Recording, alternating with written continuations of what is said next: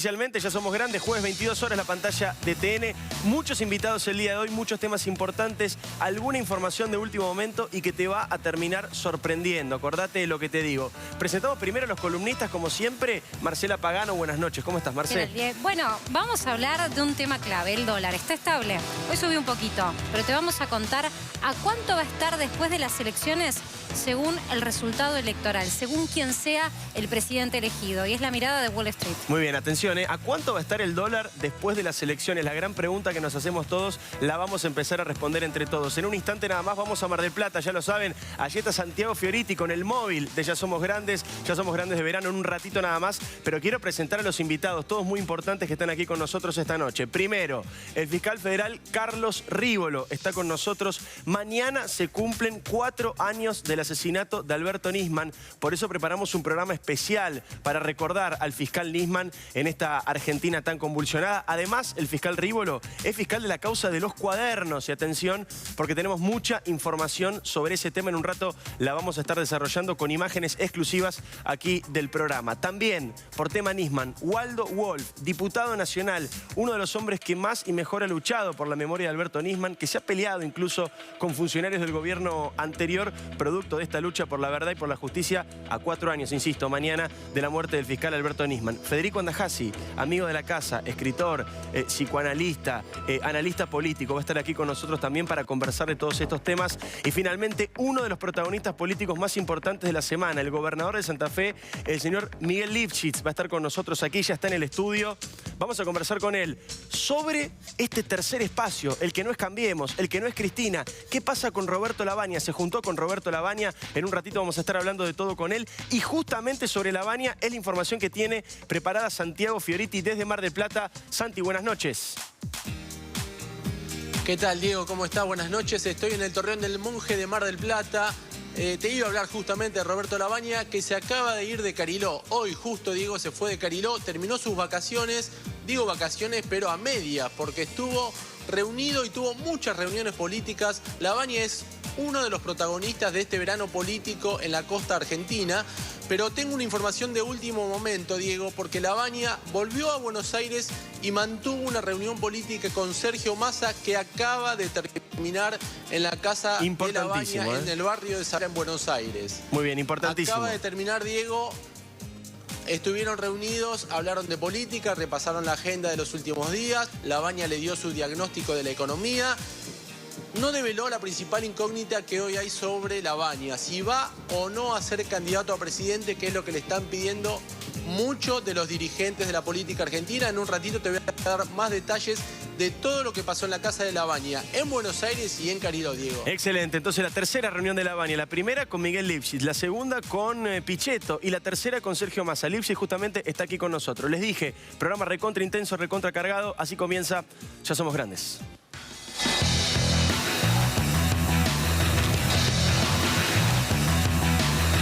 Ya Somos Grandes es presentado por Mercedes-Benz. Con Teneslugar.com, la plataforma de auto compartido para empresas, ayuda a mejorar el tránsito en la ciudad y cuidar el medio ambiente.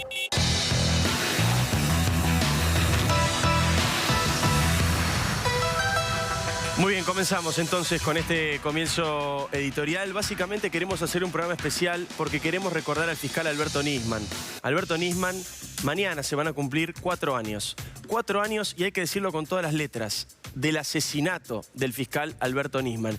Y lo decimos de esta manera porque eso es lo que considera la justicia después de años de investigación, después de años de pelear para que no se cerrara la causa, como había intentado el gobierno de Cristina en varias oportunidades y a través de varios amigos en la justicia que hicieron lo imposible para que primero no se investigara la denuncia del fiscal Nisman, que por suerte se ha investigado y ya está prácticamente en su etapa final y lista para comenzar en un juicio oral. Y lo segundo, para que no se supiera qué había pasado con la vida de Nisman, para que no se supiera si el fiscal había sido asesinado o se había suicidado. Increíblemente, en la Argentina, en esta cuestión cíclica que tenemos, permanentemente trayendo temas del pasado que no logramos resolver, aunque no lo crean, aunque parezca mentira, todavía hoy, este día y mañana seguramente va a seguir así, se sigue discutiendo, la discusión sigue siendo porque hay un sector importante, motivado, uno entiende, por una intencionalidad política que sostiene la idea del suicidio. Y lo cierto es que la justicia investigó,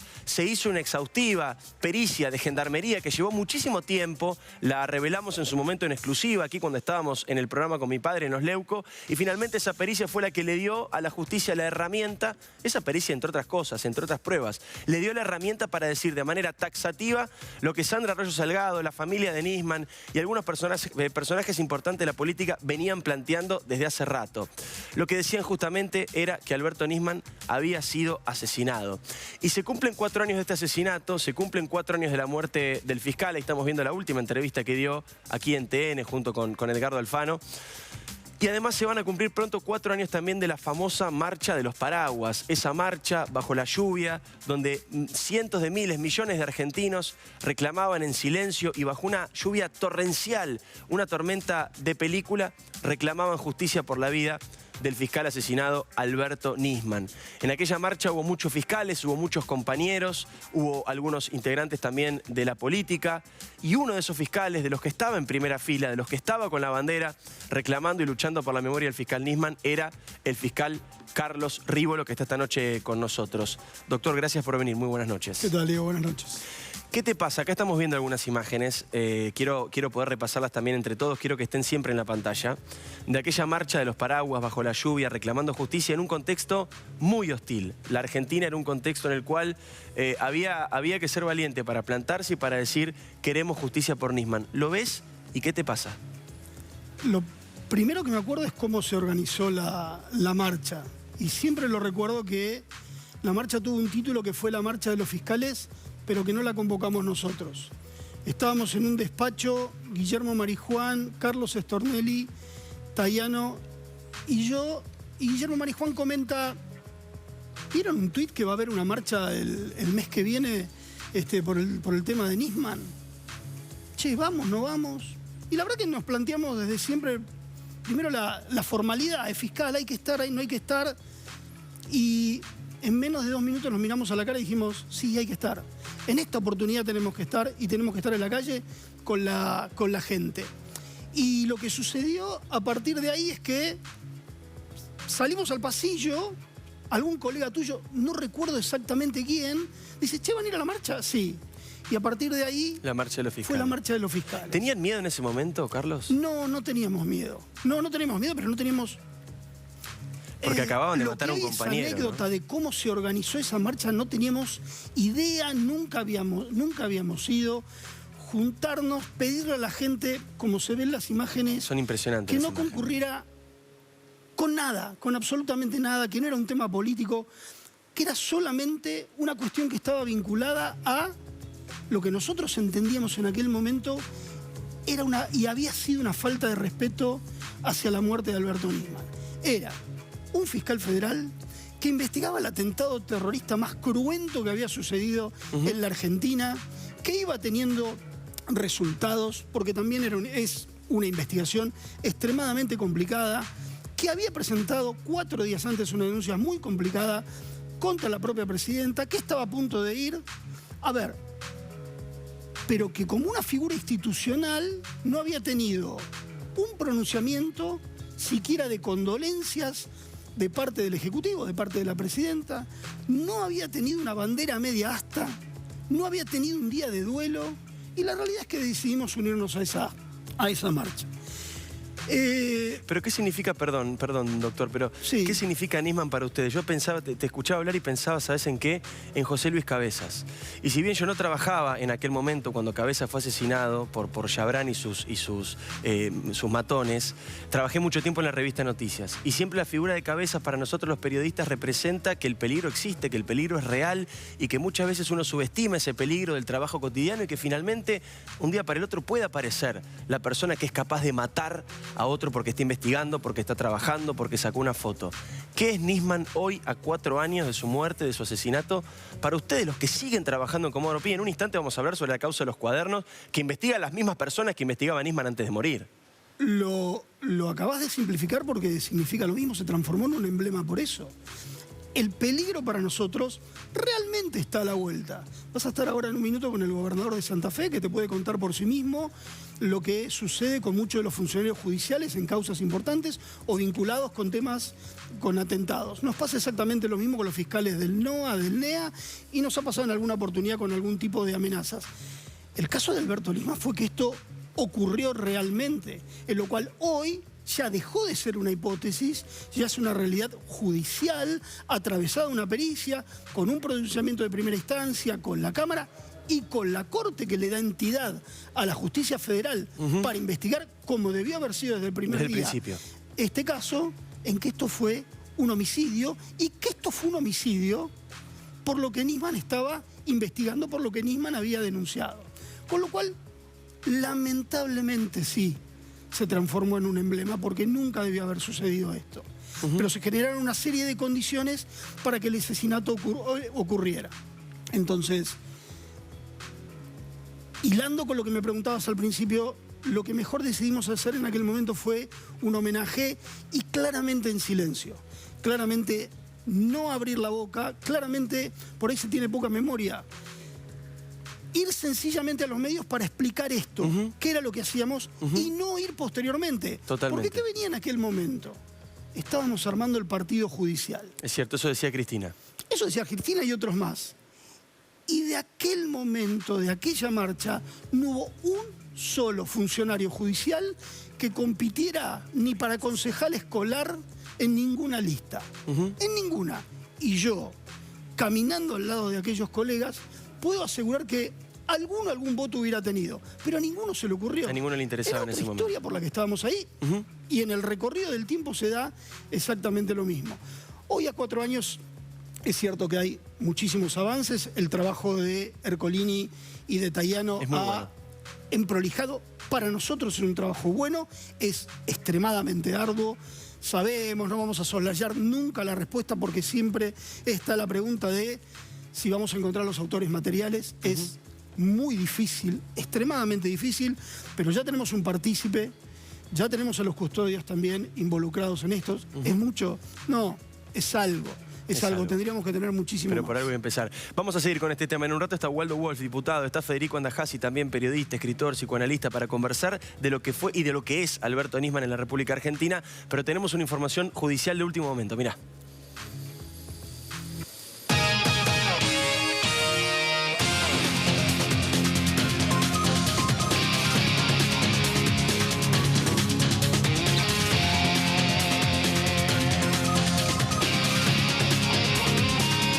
Y ahí estamos viendo las imágenes de lo que fue hoy el allanamiento que solicitó el juez federal Claudio Bonadío, juez que ustedes saben está investigando las denuncias que hicieron ya los arrepentidos, la información que van soltando los arrepentidos a través de la famosa y grave e importante y robusta causa de los cuadernos. En este caso, estos allanamientos surgieron en las últimas horas. ¿Por qué?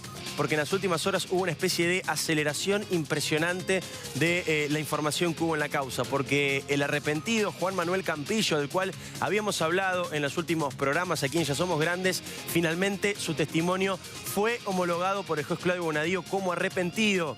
Y por lo tanto, toda esa información que él había aportado a la justicia, que se le había aportado justamente a los fiscales, por un lado, Carlos Stornelli y Carlos Rívolo, que está aquí con nosotros esta noche, esa información fue tomada en cuenta por el juez, fue habilitado como arrepentido, fue homologado su testimonio, y esto despertó básicamente dos cosas importantísimas que cambian el rumbo de la causa de los cuadernos. La primera, otro secretario de Cristina fue detenido, producto de las declaraciones de Campillo. Se llama Isidoro Bounine, ustedes seguramente lo habrán escuchado nombrar alguna vez.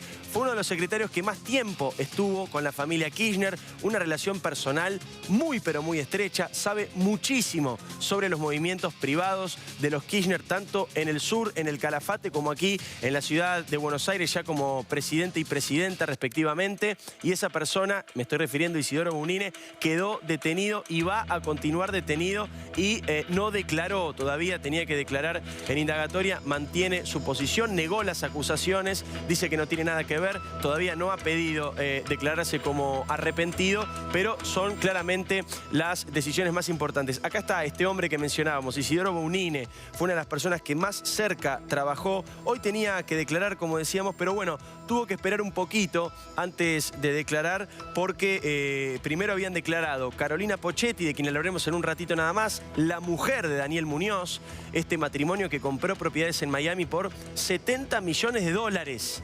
70 millones de dólares, eso es lo que se está investigando. También declaró otro arrepentido, el financista Ernesto Clarence, y hoy Isidoro Bounine apareció en los tribunales de Comodoro Pi, tiene 39 años, ahí estaban viendo imágenes, es muy joven, trabajó codo a codo con Cristina Kirchner, fue de extremada confianza de Cristina y finalmente negó las acusaciones esta mañana en los tribunales, pero de todas maneras podría tranquilamente, por cómo viene la causa y por cómo se ha ido dando la situación de los secretarios de la expresidenta, pedir declarar como arrepentido en las próximas horas.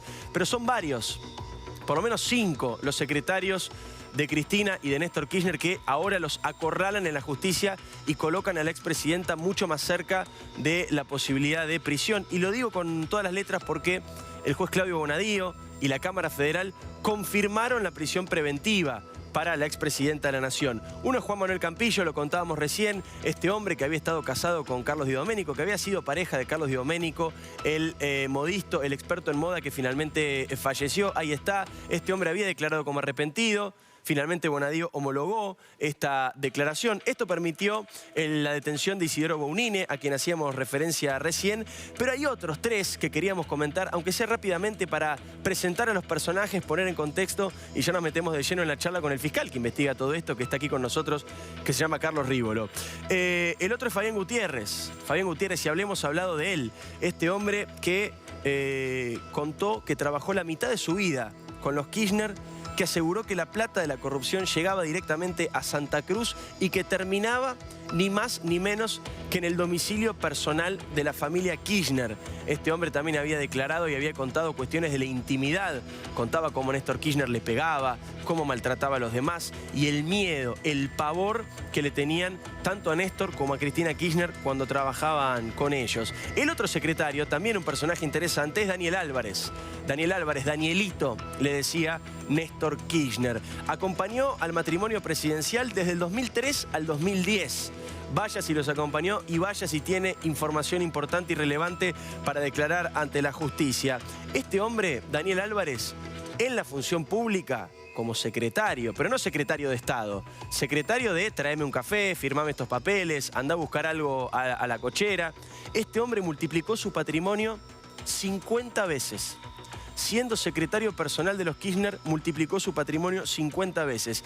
Y en el año 2016, el abogado de Lázaro Báez contó que esta persona que estamos viendo, que Daniel Álvarez, le había entregado una carta a Lázaro Báez, Lázaro supone que directamente escrita por Cristina Fernández de Kirchner, donde le recomendaba o le decía que podían ayudarlo con alguna estrategia judicial. Y finalmente, no se trata de un secretario porque este falleció, sino, aquí la vemos, Carolina Pocchetti, la mujer de Daniel Muñoz. Esta persona, junto a quien era su marido en ese momento, compraron departamentos en Miami por $70 millones. Esta mujer tampoco está declarando como arrepentida, sí lo ha hecho o lo pretende hacer su primo. Hoy a la mañana estaba, según contaban, vestida de rojo, maquillada, llegó esposada y simplemente presentó un escrito Carolina Pocchetti. Pero esta mujer completa este quinteto que no para de aportar información en la justicia y que termina complicando y mucho la situación de la expresidenta Cristina Kirchner, que está procesada por esta causa y además tiene un pedido de prisión preventiva confirmado por Cámara. ¿Esto qué significa? Que si el Senado de la Nación decide tratar el desafuero y lo aprueba, queda detenida inmediatamente. Esa es la situación judicial de Cristina hasta este momento, que se va complicando con estos testimonios. Pero lo decíamos, el fiscal Rívolo es uno de los fiscales que está investigando la causa y tenemos la suerte de tenerlo aquí esta noche. Doctor, por lo menos estos allanamientos que ocurrieron luego de esta declaración de Campillo, ¿ustedes sabían? ¿Fue una decisión del juez Bonadío? ¿Cómo lo tomaron? Los allanamientos vienen por otro lado. A ver, voy a tratar de ser extremadamente cauto con el manejo de la información en esto, porque esta aceleración que vos mencionabas del día de la fecha, yo te la podría decir que sí, la causa viene a 120 kilómetros y hoy aceleramos a 140. La realidad es que en el día a día esta causa tiene un incesante ritmo. Hoy se generaron alrededor de 71 allanamientos en todo el país. 71 allanamientos. 71 allanamientos en búsqueda de una información dura vinculada con el tema de las empresas para la determinación, sí, de los roles y de las posiciones de cada uno de Entre los allanamientos, perdón, doctor, yo voy agregando Sí. información. Hay empresas importantes como Electroingeniería, Isolux, hay de todo ahí. Claramente están las empresas que han venido siendo publicadas y algunas otras más que no, que nos aparecen a nosotros como dentro del marco que tiene que ver con este esquema de cohecho, de coimas, el cual estamos probando, que bueno, ya tiene esta primera etapa aprobada hasta por la Cámara. ¿Hubo algún por la resultado Cámara de los Federal. allanamientos que se pudieran decir como positivo? Sí, el resultado de lo que íbamos a buscar era una documentación que estimábamos seguro. ¿Por qué se hacen estos allanamientos? Para entrenar a la gente. Es imposible pedirle a alguien que está imputado que por sí mismo dé documentación que lo Pero que lo encontraron implica. la documentación que fueron a buscar. Sí, encontramos la documentación, con lo cual todos los allanamientos se hicieron, todos los allanamientos tuvieron resultado positivo, con lo cual, bueno, desde ese lado, en tema de medida probatoria se cumplimentó. La situación de la expresidenta, ¿cómo está bien la causa? A ver, es parte de lo que narrabas vos recién, aquí como una cuestión de contrapoder. Básicamente está pedido su desafuero, hay pedida una condición vinculada además de que el procesamiento que tiene sea acompañado de un auto de prisión preventiva hasta que el Senado no decida quitarle los fueros, no solamente en este caso, sino en casos anteriores. Esto no se va a avanzar. ¿Usted está de acuerdo con el juez en que Cristina tiene que estar detenida? A ver, en el rol vinculado con el tema, sí, a ver, ninguno de los dos fiscales hemos apelado a esta condición. Correcto. En el rol que tiene concretamente la justicia en este caso ya cumplimentó exactamente de la misma manera en la que cumplimentó en su momento con la sentencia del expresidente Carlos Menem, a quien nunca tampoco le quitaron los fueros. Con lo cual, a ver, porque yo entiendo que tenemos, y me hago cargo de muchísimas deudas de la justicia federal, pero en estos dos puntos que son álgidos, claramente, que tienen que ver esta condición institucional de que un expresidente esté preso, esto la justicia ya lo resolvió positivamente, lo que queda es que el Senado camine en el mismo sentido. Obviamente es una condición política que está por fuera de nosotros. Gracias, doctor, por haber venido. Es muy importante su opinión en esta noche. No, por favor, gracias. Muchas gracias. Bueno, voy a presentar a mis invitados ya formalmente. Vamos a retomar el tema Nisman en un ratito, pero los aprovecho, ya que teníamos esta información de último momento. Waldo Walsh, diputado nacional. Federico Andajás, lo conocen ustedes, hombre de esta casa también. Federico, cuadernos de las coimas, esta información. 5 secretarios que siguen acorralando a Cristina. La justicia, como decía el doctor Rívolo recién, dijo 2 cosas importantísimas, Rívolo, que las quiero resaltar porque me parece que son título de esta noche. Primero, encontraron la documentación que fueron a buscar en los más de 71 allanamientos que se hicieron en el día de la fecha. Segundo, tanto el juez como la Cámara Federal, o sea, otros 3 jueces más, y los 2 fiscales consideran que Cristina debería estar detenida por esta causa. Mira, yo escuchaba con mucha atención al fiscal. Y vos sabés que el asesinato de Nisman, como vos subrayaste, porque fue un asesinato, ya lo dijo la justicia, está íntimamente vinculado con toda esta red política que fue el kirchnerismo, cuya política principal fue la corrupción, digamos. Y después todo lo demás se acomodaba de acuerdo con ese norte. Lo principal era... La columna vertebral era eso. Absolutamente. Todo se alineaba a eso. Claro. Entonces, como el fiscal Nisman estaba avanzando muy firmemente sobre el corazón del poder, claro, esto también de alguna forma venía no solamente a desenmascarar este pacto con Irán, sino todo el sistema de negocios que sostenía ese poder del kirchnerismo. Mira, para mí resulta muy difícil abstraerme del tema Nisman porque es como una saga de lo que fue el atentado del 94 en la AMIA. Vos sabés que yo vivía muy cerca, yo estaba en Ayacucho y Tucumán, y cuando explotó la AMIA, los vidrios de mi casa se abombaron. Mira, ni siquiera se rompieron. Yo tengo esa imagen que no sabía que había pasado, porque junto con la explosión esos vidrios se abombaron de una manera sobrenatural. Y cuando vi la columna de humo, me acuerdo que salí a caminar para ver en qué podía ayudar. Y te digo que esto que yo había estudiado en la facultad, cuando vos bueno, ves que las personas que están en estado de shock pierden la noción del tiempo y se pierden. Eso me pasó a mí. Yo me acuerdo que estaba caminando ahí cerca de los escombros y realmente, claro, el panorama era tremendo, era dramático, era trágico. Y yo te aseguro que perdí la noción del tiempo, del espacio. No te podría decir qué pasó en ese lapso de tiempo. Pero cuando apareció la noticia de la muerte del fiscal Nisman, fue como volver a caminar sobre esos escombros. Fue revivir esa pesadilla, fue revivir ese atentado, fue revivir esas muertes. Entonces, ¿Vos vinculás la corrupción con la causa Nisman? Absolutamente. Absolutamente, ¿por qué? Porque esta figura de este atentado, esta figura del fiscal Nisman, que es lo más brutal que le pasó a este país, que eso pueda ser negociado en pos de seguir haciendo negocios. Que eso pueda haber sido... Bueno, esto que denunció Pepe Liayev. Una manga de crápulas salieron a querer acusar de la muerte de Timerman. No sé, se supone que un grupo de gente deseó mucho que muriera Timerman y con la fuerza del deseo murió.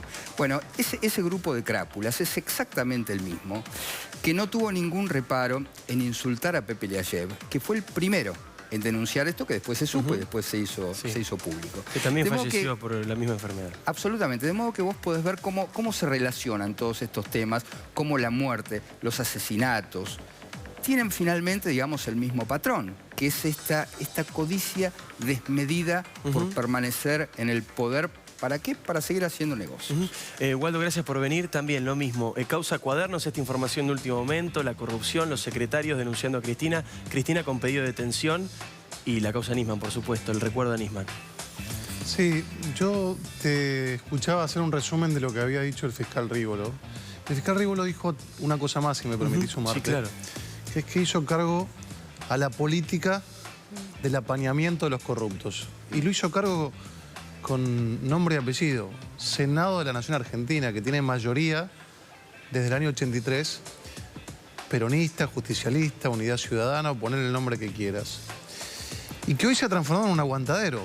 Es el mismo Senado, al senador Pichetto, a quien yo respeto mucho, que fue miembro informante en el memorándum de entendimiento con la República Islámica de Irán. Entonces, todo te empieza a cerrar. Yo siempre digo que hubo 4 atentados en la Argentina. El de la Embajada en el 92, el de la AMIA en el 94, el asesinato del fiscal Nisman, y el tercero es la firma del memorándum de entendimiento con la República Islámica de Irán. Y para mí, desde lo institucional, fue el peor de los atentados, porque fue un patrón, un modus operandi del kirchnerismo. Utilizaron los 3 poderes del Estado, además, para ceder la soberanía sobre uno de los valores, te diría, el más trascendente que tiene una república, que es la justicia. Lo sacaron, lo firmó el Ejecutivo, después pusieron al Poder Judicial a apañar a los que se retiraban. Rafeca, Freire, Ballesteros, unos nenes importantes, ¿viste? Pero lo sacaron por ley. Hicieron al Senado de la Nación, hicieron... El propio Pichetto, perdón, me vale la pena mencionarlo, vamos a hablar ahora de Pichetto como integrante de este espacio no kirchnerista, o bueno, después nos explicará el gobernador Lifshitz de qué se trata el espacio nuevo, ¿no? Pero digo, el propio Pichetto reconoció hace poco, hará algunos meses en una entrevista, que con el memorándum con Irán levantaron la mano como una escribanía sin preguntar nada y que estaban obligados a votar a favor de ese pacto. Hubo un solo diputado peronista que se abstuvo, votó en contra, que fue el diputado Yoma. Lo echaron del bloque y le sacaron a todos sus asistentes. Así que yo coincido, lo escuchaba a Federico atentamente, en que la causa Nisman viene a poner sobre el tapete un modus operandi, que es la política al servicio del apañamiento. Él los definía como crápulas. Para mí son una asociación ilícita.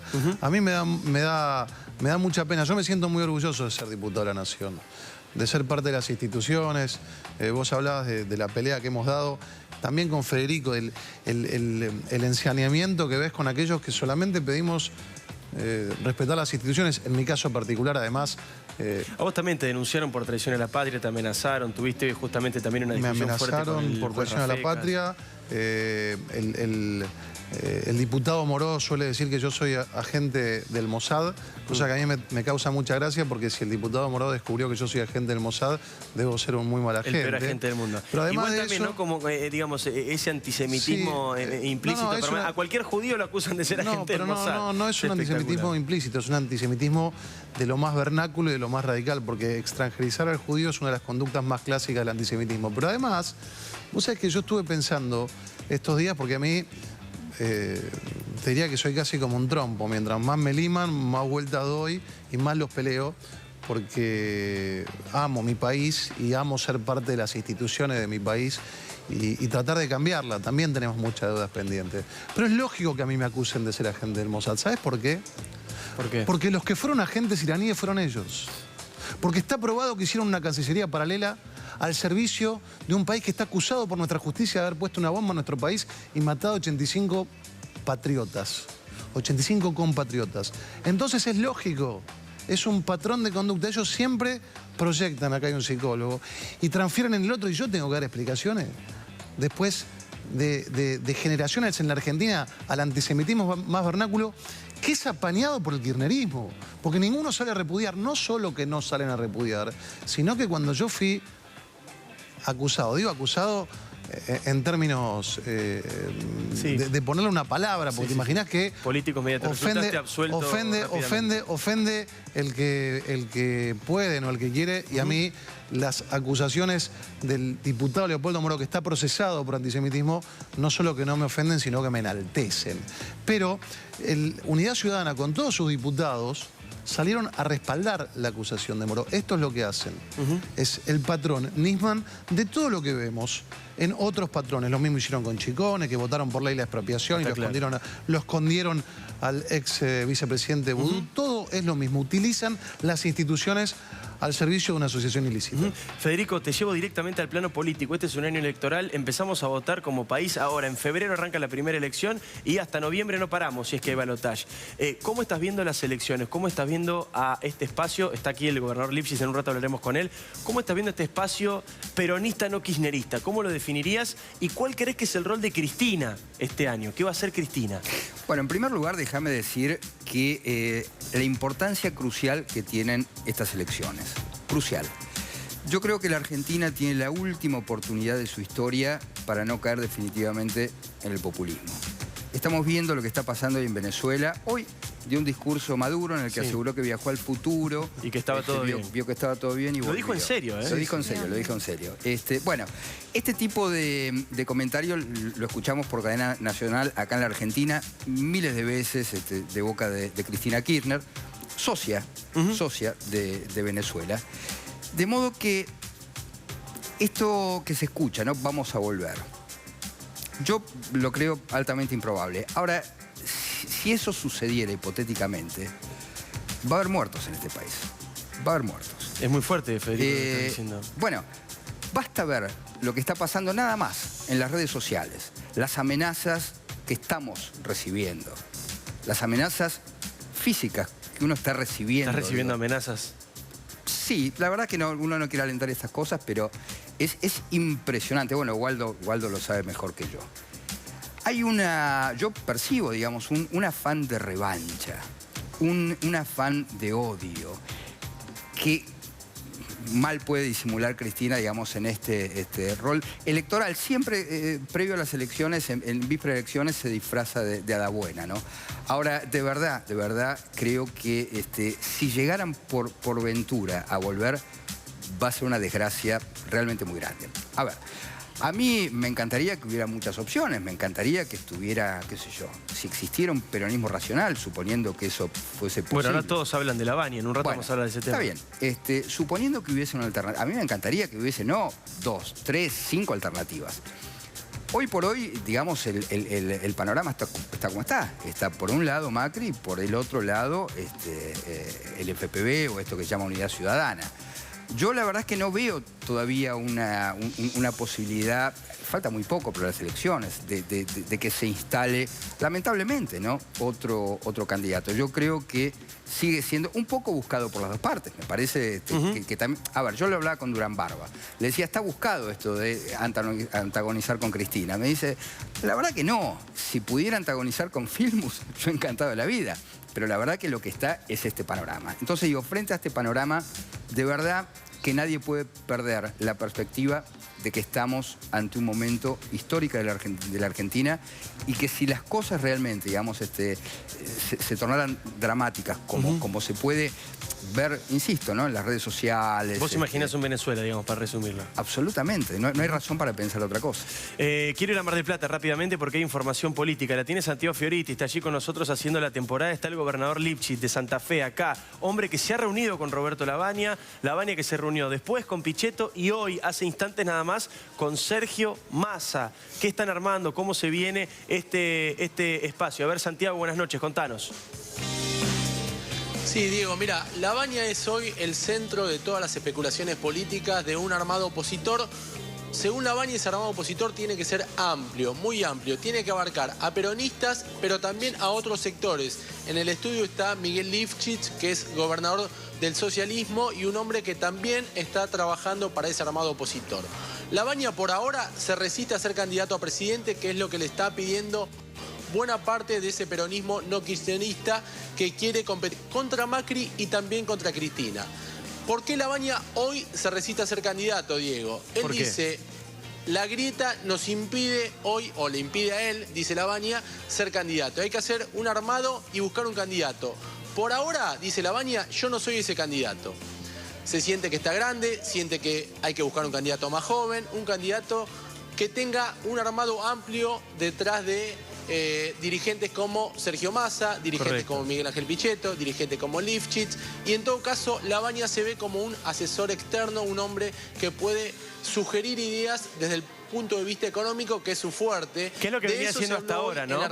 Perdóname, Santi, es lo que venía haciendo hasta ahora. Lo que pasa es, no sé si conocés la respuesta, pero tenés una capacidad de análisis y una cantidad de información que me parece que vas a poder responderlo perfectamente. ¿Por qué decide ahora Roberto Lavagna, después de haber estado en boca de todos hace un tiempo ya largo, diría hace un par de semanas, él hasta ahora estaba en silencio, no se mostraba, no aparecía, de golpe aparece esta foto que estamos viendo con nuestro invitado del día, con el gobernador Miguel Lifchit, una nueva foto con Miguel Pichetto también, y ahora, hace instante nada más, nos contabas vos que se reunió con Sergio Massa. ¿Qué pasó? ¿Qué cambió en Lavagna que levantó el perfil? Mira, a mí lo que me cuentan es que Lavagna se viene reuniendo con este tipo de dirigentes hace mucho tiempo. La diferencia es que Lavagna dijo, mídanme si quieren. Se lo dijo primero a Eduardo Duhalde, después se lo dijo a Luis Barrio Nuevo, después se lo dijo a Miguel Lifchit, y esas mediciones, se conoció hace muy pocas horas, por ejemplo, una encuesta de Sinopsis, lo dan a Lavagna mejor ubicado que al resto de los candidatos del peronismo alternativo. Lo dan mejor a Lavagna que a Massa, por ejemplo, o mejor a Lavagna que a Schiaretti, o mejor a Lavagna que al resto de los candidatos. Entonces, a Pichetto ni hablar, mucho mejor. Entonces hay quienes le dicen, Lavagna, el candidato mejor ubicado sos vos, tenés que ser candidato, o tiene que ser usted, porque muchos ni siquiera lo tutean a Lavagna. Hay un respeto con Lavagna que no hay con otras figuras. Pero Lavagna dice, yo me siento que mi tiempo ya pasó. Lavagna fue candidato en 2007, Diego. Las mediciones, si bien tampoco, digo, Lavagna tampoco mide 50 puntos, ¿no? Lavagna está hoy por abajo de Cristina Kirchner, está por abajo de Macri. Es un candidato que recién empieza a instalarse mediáticamente. Santi, yo quiero aportarte un dato. Marcela. Hay en este peronismo, entre comillas, racional o no kirchnerista, también entienden, por lo que he podido recolectar de información, que Lavagna está muy bien posicionado en el círculo económico, en el frente empresario y en lo que se conoce como el mercado financiero. Y esto es muy importante porque 2020 va a ser para el presidente que sea electo un desafío constante en lo económico. Se acaba el financiamiento del Fondo Monetario Internacional y hay un montón de variables de la economía que va a haber que acomodar. Y siempre también en un año electoral la apuesta de las inversiones y lo que suceda con el dólar, que en un ratito vamos a estar hablando de eso, es un tema muy caliente. Y Lavagna es una persona muy respetada en ese círculo. Con respecto a eso, es verdad. Santi. Bueno, claramente hay mensajes políticos de ese tenor, de que vos decís, Marcela, que le llevan a Lavagna. De esto se habló en Cariló y formaron parte de las reuniones políticas de las últimas horas. A Labaña le dicen: vos estás dando garantías, o usted está dando garantías de ciertos requisitos que están pidiendo en algunos círculos. Pero insisto, Labaña no tiene hoy la vocación de ser candidato. Labaña cumple 77 años el 24 de marzo, una fecha trágica para la historia argentina. Algunos dicen está demasiado grande para afrontar una campaña. Ya lo hizo en 2007, fue una campaña que a él le costó bastante. Es un hombre que tiene sus tiempos, es un hombre que cree que ya dio lo que tenía para darle a la Argentina. Pero bueno, también al mismo tiempo alimenta algún tipo de especulaciones. No termina de decir que no, tampoco dice que sí. Creo que se está tomando su tiempo, siguen las reuniones, por ahora no habla en on the record, es decir, ha recibido no de entrevistas. Muchas consultas. Bueno, nosotros lo estamos convocando del primer... Ya hace un año que estamos en el programa. Todos los jueves lo invitamos y él prefiere no hacer declaraciones. No es un reproche, digamos, es una descripción simplemente de cuál es la posición que ha tomado con respecto a los medios. Te hago un punto acá, Santi, porque me encanta la información que estás dando y quiero que nos sigas contando todo. Estás allá, tenés mucha data fina de lo que viene pasando, pero le quiero dar, por supuesto, la bienvenida al gobernador de Santa Fe, Miguel Lifchit, que estuvo con Roberto Labaña. Le podemos preguntar justamente sobre esa reunión y sobre otras cosas también. Gobernador, buenas noches, gracias por venir. ¿Qué tal, Diego? ¿Cómo le va? Labaña, ¿quiere o no quiere ser presidente? Yo no lo sé tampoco. Seguramente está con dudas, pero que tiene interés, que tiene vocación, que está muy metido en los temas de la actualidad política y económica de la Argentina, no hay ninguna duda. Que tiene diálogos, algunos que han sido públicos, como los que usted menciona, pero también otros. Yo me he reunido con él con anterioridad en algunas oportunidades. Creo que es una de las pocas figuras políticas de la Argentina que no solamente tiene un prestigio personal, un reconocimiento por su trayectoria, sino además que concita consensos o valoraciones positivas de distintos sectores de la política, en el peronismo, en el propio radicalismo, donde fue candidato a presidente hace unos años atrás. Nosotros lo valoramos, yo mismo personalmente, desde que fue ministro de Economía, y antes todavía lo valoro como una persona de consulta permanente, un economista de los que tienen una visión y una mirada sobre el desarrollo de la Argentina que yo al menos comparto. Que tiene muy buenas relaciones, como usted lo decía, es una persona confiable para el mundo empresario, sobre todo para el sector de la industria, y también para el movimiento sindical argentino, con lo cual reúne evidentemente condiciones que lo hacen apropiado para pensar en una coyuntura difícil como va a ser la del 2019, donde la economía va a ser muy compleja, como aquí se decía, donde la demanda social va a ser muy fuerte y donde se va a necesitar mucha pericia, mucho conocimiento técnico, pero también mucha capacidad de diálogo y generar confianza en los distintos actores de la economía. Está claro. Es importantísimo este tema. En un rato vamos a seguir conversando y le quiero preguntar al gobernador Lifchit por Cristina. ¿Hablaron de Cristina con Labaña? ¿Hay una posición concreta sobre Cristina en este sector? Porque uno lo escucha a Urtubey y dice Cristina es el límite. Lo escucha a Pichetto y habla mal de Cristina, pero la protege en el Senado. Y lo escucha a Massa, o en realidad no lo escucha a Massa porque no está hablando últimamente y no hace ninguna referencia sobre Cristina, pero escucha a los colaboradores de Massa que, bueno, no terminan de descartar. Así que en un rato le preguntamos a Miguel Lifchit sobre Cristina. Está Marcela Pagano. ¿Cuánto va a costar el dólar después de las elecciones? Y Santiago Fioriti desde Mar del Plata con toda la intimidad de lo que es la política argentina en este verano. Después de la pausa, no te vayas.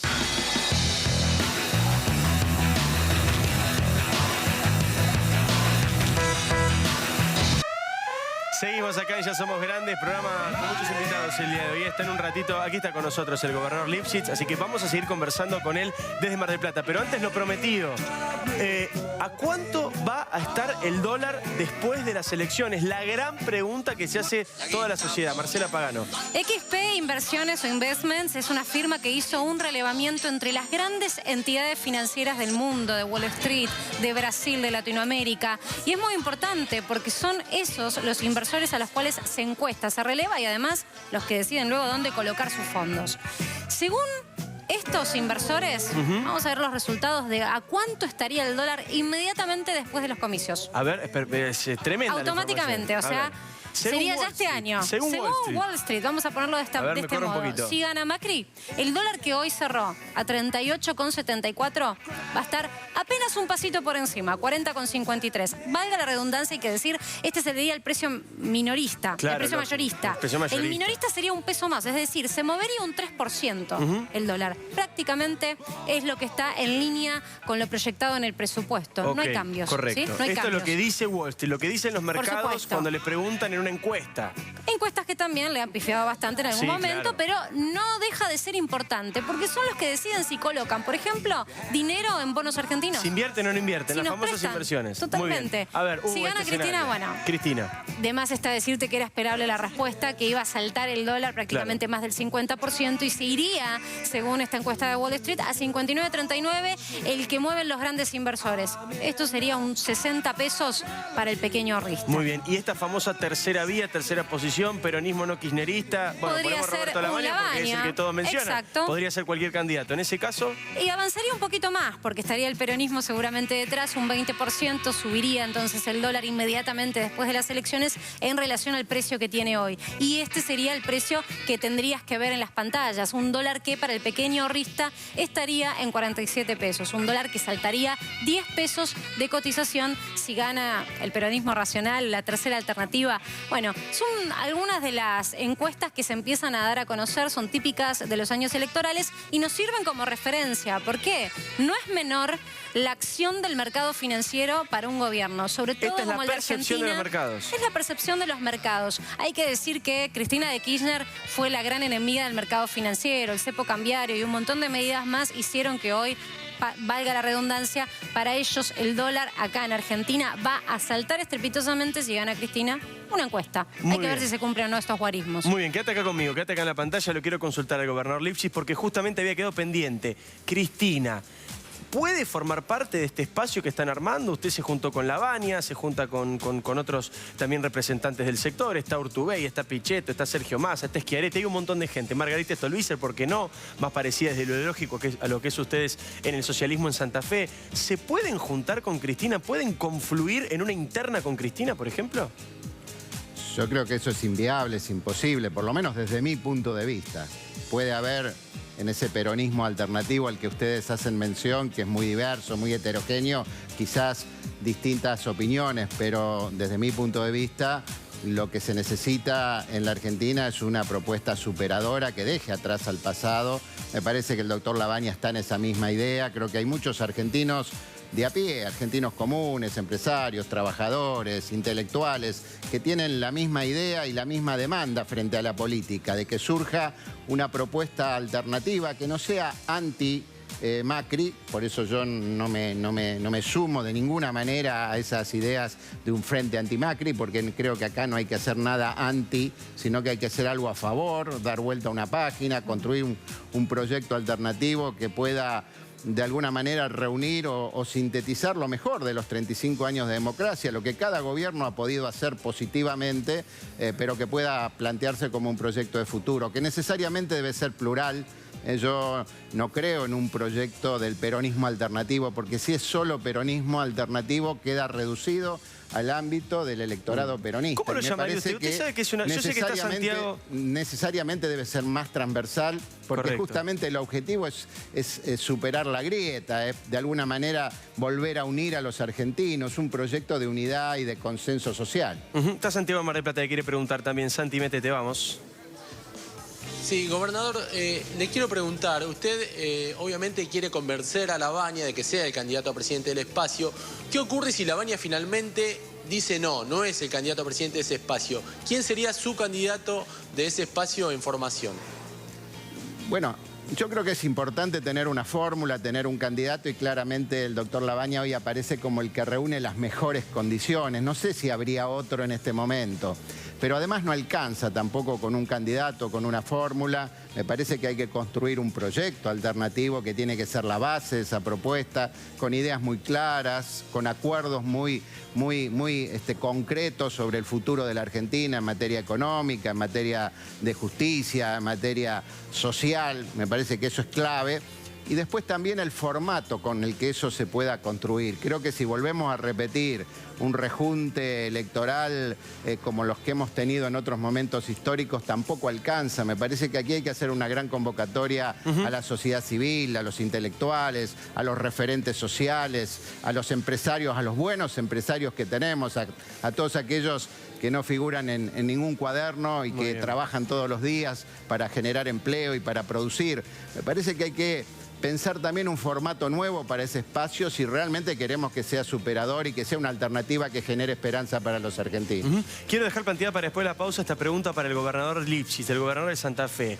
Este espacio, el que ustedes están armando, el que todavía no tiene nombre, porque es cierto, no dice peronismo alternativo, pero Lifchitz es socialista, no tiene nada que ver con el peronismo. ¿Le saca más votos a Cristina o a Macri? En un ratito después de la pausa.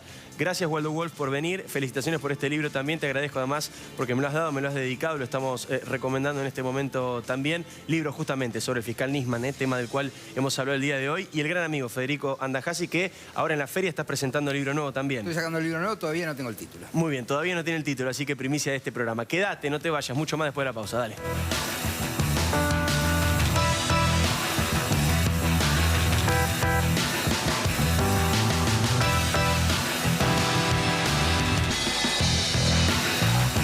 Pasadísimos, como siempre, aquí en Ya Somos Grandes, pero había quedado pendiente la pregunta al gobernador Miguel Lifchitz. ¿A quién le saca más votos el espacio que están conformando? ¿A Cristina o a Macri?